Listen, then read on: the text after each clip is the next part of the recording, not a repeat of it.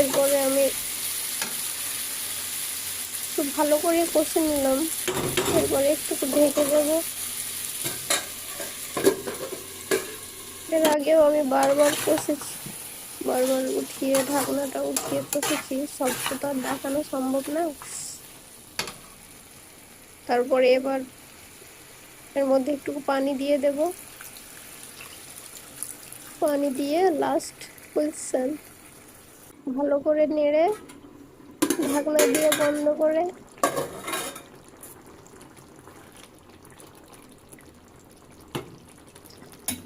আবার ঢাকনা দিয়ে দিলাম।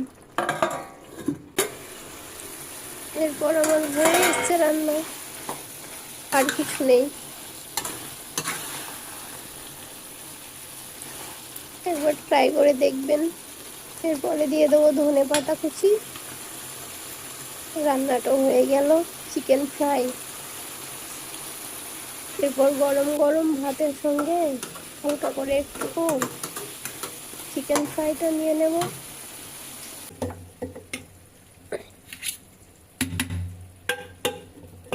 আপনারা কে কোথা থেকে দেখছেন দেখুন কতটা মজা কমেন্ট হয়েছে। করবেন, গরম আর ভাতের বাড়িতে সঙ্গে অবশ্যই ট্রাই করবেন।